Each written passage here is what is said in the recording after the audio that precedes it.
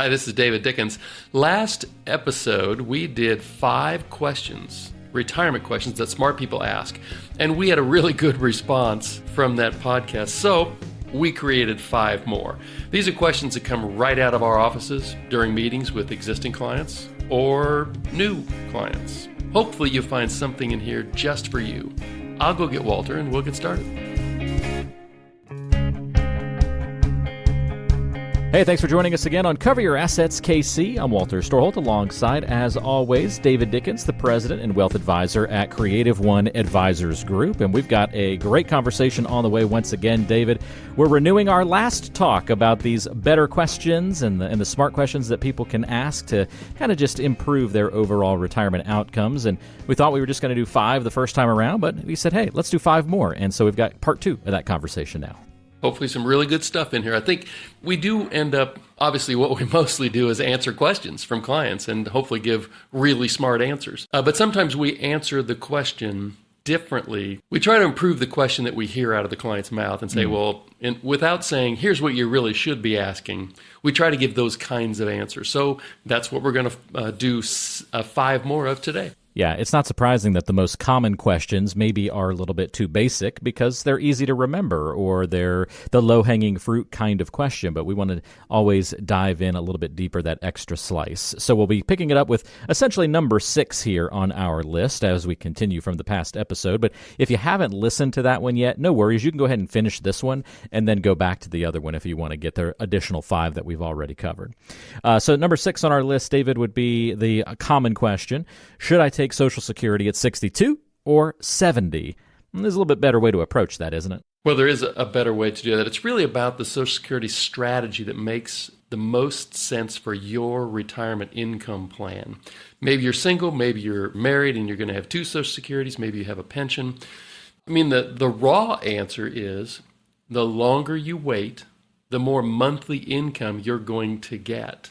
But there are a lot of good reasons why you might not want to wait till the very last minute. And the very last minute is your 70th birthday, because it gets no better after you turn 70.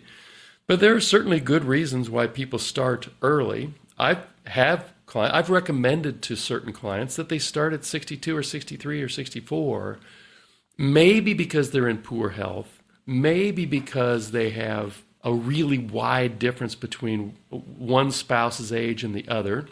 There are a number of different reasons why one spouse might actually start early. There are really good reasons if your family has a lot of longevity that you might want to start as late as 70. Starting in the middle of that, most people's full retirement age now is late 66 or 67 years old. And there are perfectly good reasons to start at 67 or 68. Let's say, for instance, well, the main benefit is you get that income to start coming in, and it's indexed to inflation. And so you just put less pressure on the assets that you've saved for retirement. Think your 401ks, your IRAs, maybe your Roth, maybe brokerage money that you've maybe inherited or something like that.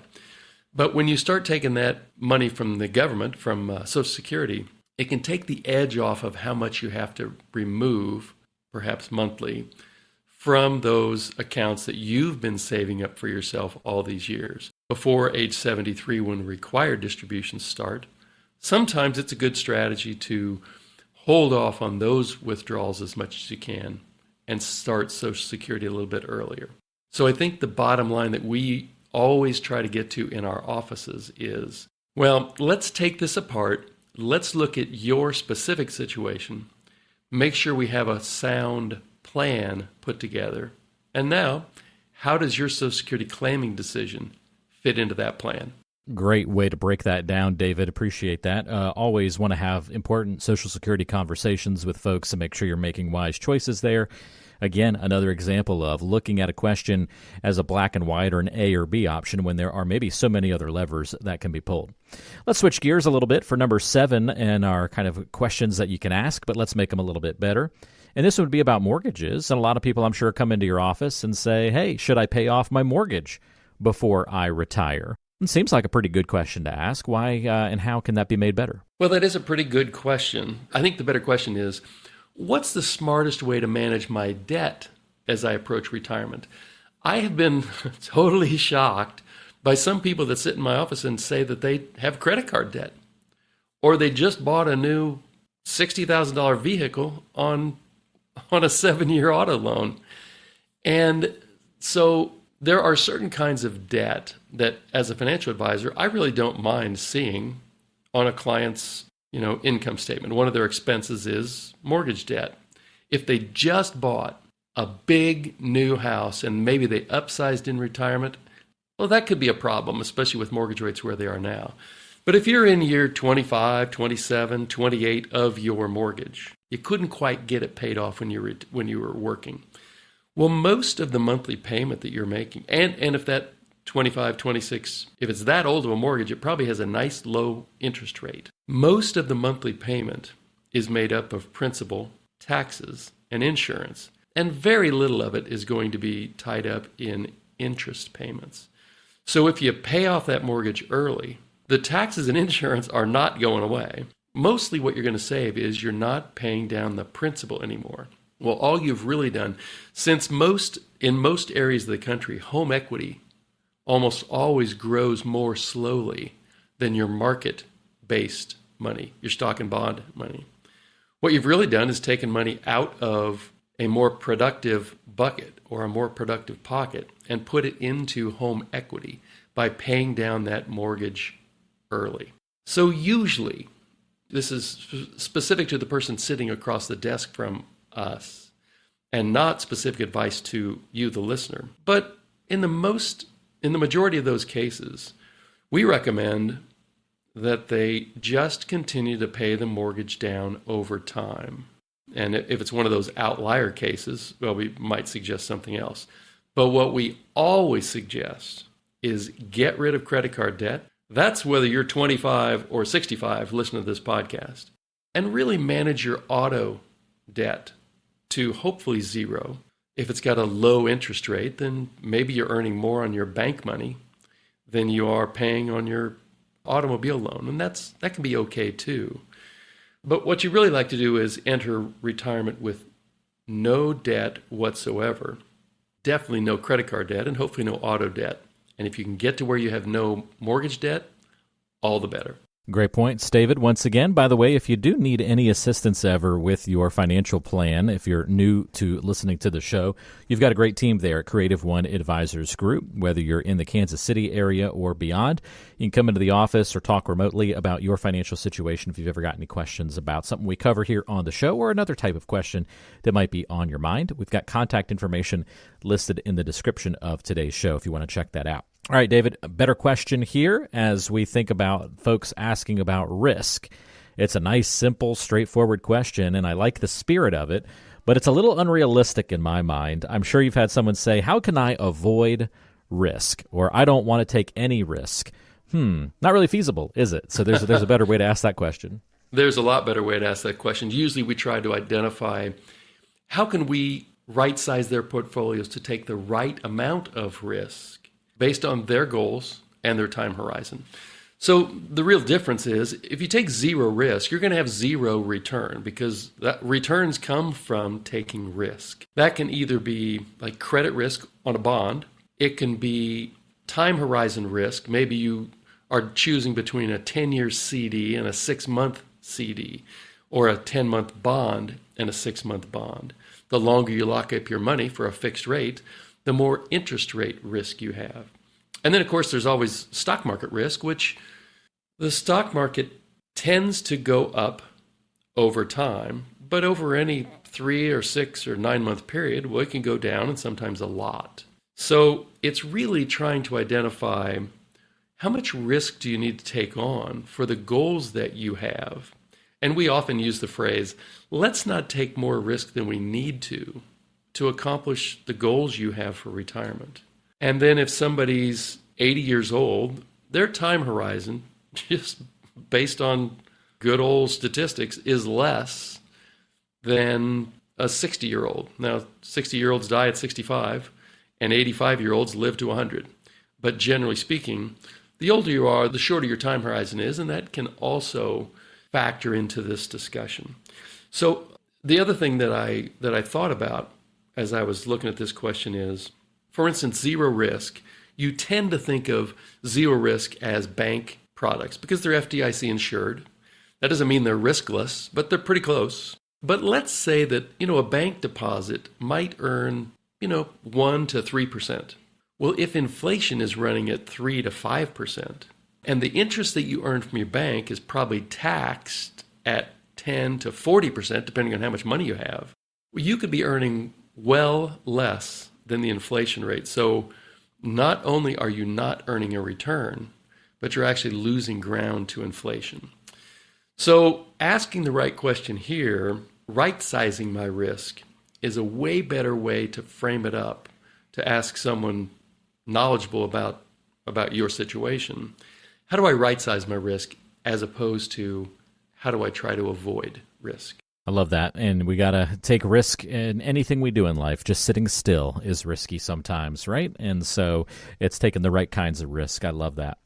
All right, we got 2 more, David. Next one on the list is, should I move everything to cash until the market settles down? Now, you're not going to get this one every day in the office, but whenever the market's not settled, you're probably fielding that question, right? Yeah, well, I get it almost every day. And it's funny. One person's settling down might be another person's topsy-turvy, right? Well, exactly. That was going to be my second point here, but I'm going to say it right now is we have this conversation most often with political overtones. So okay. My liberal clients were fine when Biden was in power, and they are scared to death now. My conservative clients were really scared during the Biden years, but they're feeling pretty good about things now. And what I always try to remind them is that political overtone, that's fun conversation to have, especially when you have a drink in your hand. But honestly, history would tell you that you shouldn't let your political overtones get mixed up with your market outlook. Generally speaking, the stock market moves based on, I'm going to boil it down to 3 things: corporate earnings, tax policy, and liquidity policy. Now, different administrations look at those 3 things differently, and that can have some influence. But just because you're left of center and somebody right of center comes into power, that doesn't mean that the stock market is going to fall apart, and vice versa.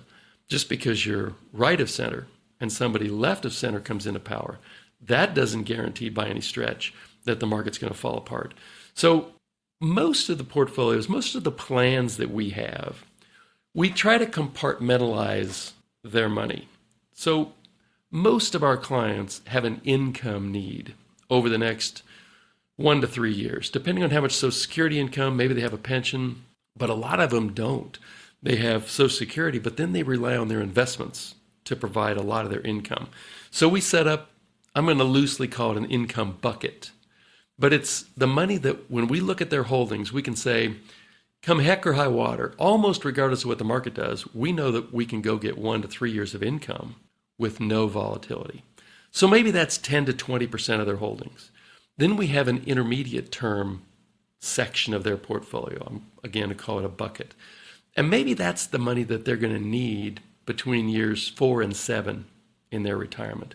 And so maybe, depending on the person and their risk tolerance, maybe that's 30 or 40 or 50% of their money. And so we try to compartmentalize that, if not in a separate portfolio, at least as we're discussing their money with them. And then there's always a third bucket for almost everybody. You have a long-term bucket of money.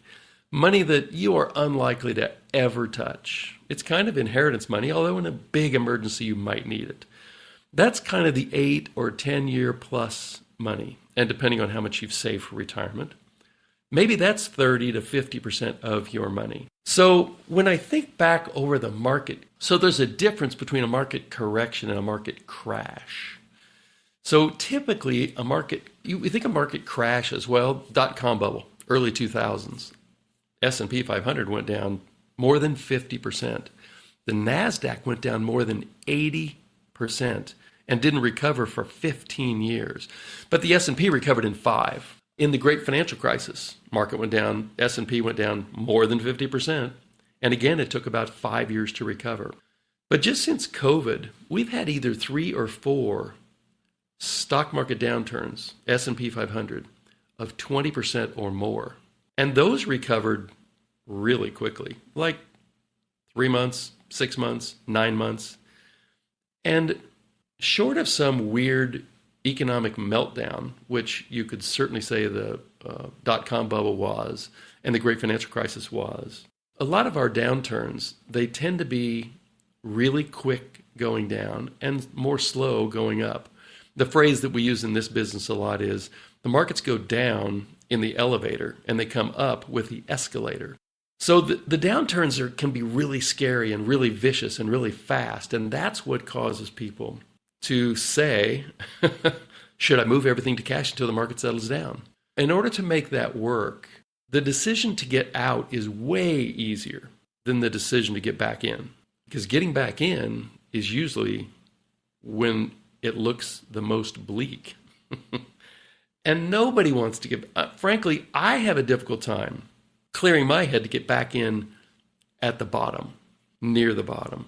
So what we tend to do is if we have a client that has become real nervous in a downturn, we will likely recommend that we shave off some risk. But going to cash, that's really drastic. And so we're unlikely to say, we need to get all the way to cash and wait this thing out, because knowing when it's over is really difficult.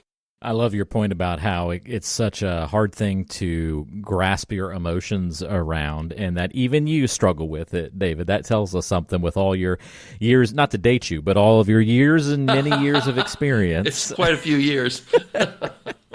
without revealing exactly how many, but knowing that Walter. you're... That's very kind of you.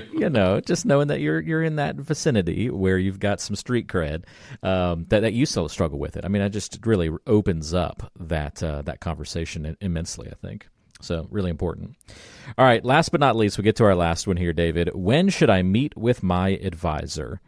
Well, how do you make that one better? That one seems pretty straightforward. Yeah, it is kind of straightforward. And I would say that so on timing of meetings, we try to take the cue from the client. So I have clients that honestly, they do not want to see me more than once a year.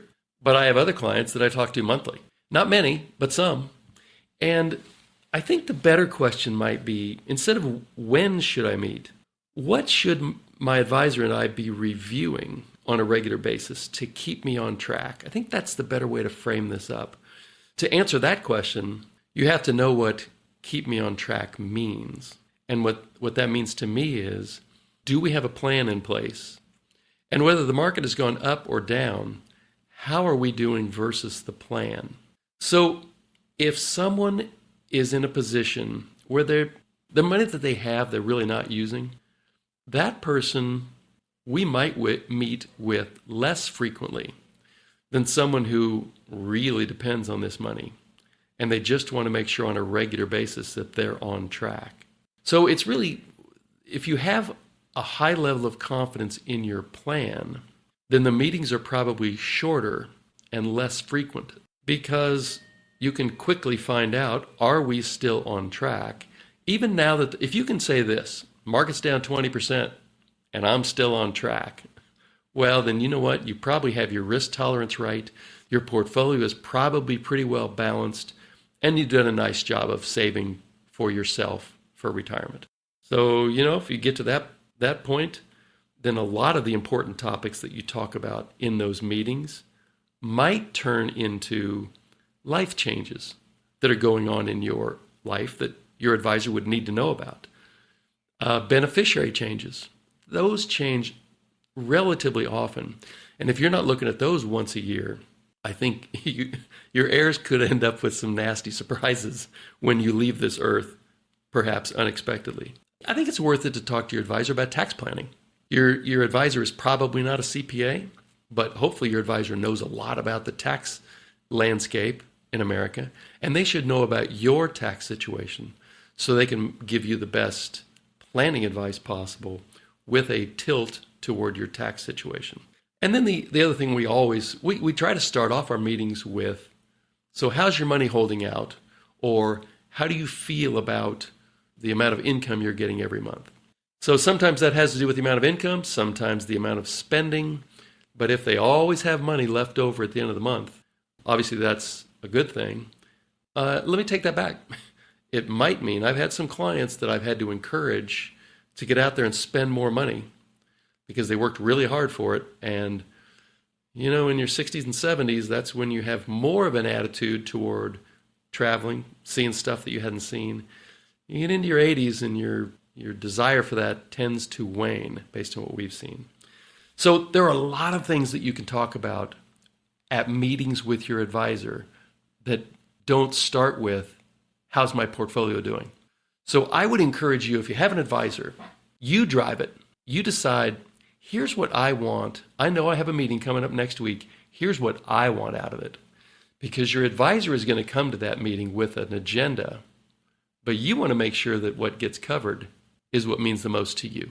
Great breakdown of how that conversation should go, the frequency, the reasons for meeting. So much good meat on the bone there, and I appreciate that, David. Again, if you want to get in touch with David Dickens and talk a little bit about your financial plan, if you're a current client, you probably already know the deal, of course, but if you've not engaged and worked with the Creative One Advisors Group team yet, you can certainly do that. Again, just check the link in the description of today's show to go to the website. You can also call 913-317-1414 to get directly in touch as well. David, some people still like the old-fashioned phone call, so we got to throw that out there every once in a while. So. Yes, we do a lot of those, actually, especially on days like this in Kansas City where you got a little snow on the ground. Great point. Absolutely. Yeah. So another great episode today in the books. Appreciate it, everybody. Thank you for joining us. And David, we'll have one more in 2025 to go. So that's just amazing that this year is eclipsed. But we'll... I haven't chosen a topic, but we will find something. No teaser yet, no preview, folks. No. But it'll be a spectacular wrap-up to the year. Look at that. Don't make promises you can't keep, David. Compliance can't guarantee that that's going to be spectacular. It'll be spectacular in my own mind. They're all spectacular. I love it. All right. We'll see you then, folks. Thanks for joining us here on the Cover Your Assets KC podcast. We'll talk to you again soon. Creative One Advisors Group has been proudly serving families in the Kansas City metropolitan area since 2003. Over the years, we've evolved to help meet the needs of our clients, becoming KC Financial Advisors in 2010. In November 2021, our advisory business was acquired by Creative One Wealth LLC, C1W, and in January 2025, we officially adopted the name Creative One Advisors Group. Previous episodes were recorded under the branding of KC Financial Advisors, which has since been rebranded as Creative One Advisors Group. Any references to KC Financial Advisors should now be understood as referring to Creative One Advisors Group. Investment advisory services are offered through Creative One Wealth LLC, a registered investment advisor. Creative One Advisors Group is a DBA of Creative One Wealth. Insurance services are offered through licensed insurance professionals. Investment advisory services are provided in accordance with the fiduciary duty of care and loyalty that includes putting your interest first and disclosing conflicts. Insurance services have a best interest standard, which requires recommendations to be in your best interest. Creative One Wealth is not affiliated with or endorsed by any government agency and does not provide tax, legal, or estate planning advice or services. Investing involves risk, including the potential loss of principal. No investment strategy can guarantee a profit or protect against loss. Neither asset allocation nor diversification can ensure a profit or guarantee against losses. None of the information contained herein shall constitute an offer to sell or solicit any offer to buy a security or any insurance product. Insurance product guarantees are backed by the financial strength and claims paying ability of the issuing company. The Creative One family of companies includes Creative One Wealth LLC, a registered investment advisor, Creative One Securities LLC, member FINRA SIPC, and a registered investment advisor, and Creative One Marketing LLC. These companies share common ownership. Additional details regarding advisory services are available in our firm's ADV Part 2A and Form CRS.